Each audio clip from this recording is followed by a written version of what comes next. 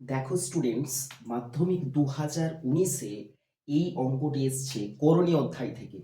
এই অঙ্কটি খুব দ্রুত কিভাবে তোমরা সমাধান করবে। অঙ্কটি দিয়েছে যদি পি প্লাস কিউ সমান √3 এবং পি মাইনাস কিউ সমান √5 হয়, তাহলে পি কিউর মান কত। তাহলে এই যে দেখো পি কিউ, এই পি কিউ দেখে আমাদের একটা সূত্রের কথা মনে পড়ছে। কি দেখো, এ বি সমান এ প্লাস বি তার হোল স্কোয়ার মাইনাস এ মাইনাস বি তার হোল স্কোয়ার বাই 4।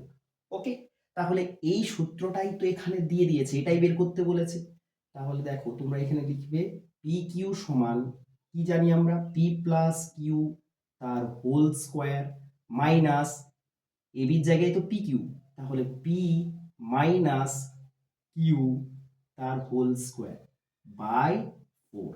এবারে দেখে দেখে তোমরা মানগুলি জাস্ট বসাও। P plus Q, P plus কিউর মান কত আছে √3, তাহলে এখানে সরি √13, √13 বসাও, তার হোল স্কোয়ার মাইনাস দাও P minus Q, P minus কিউর মান কত আছে √5, বসাও √5 তার স্কোয়ার করো বাই কত 4।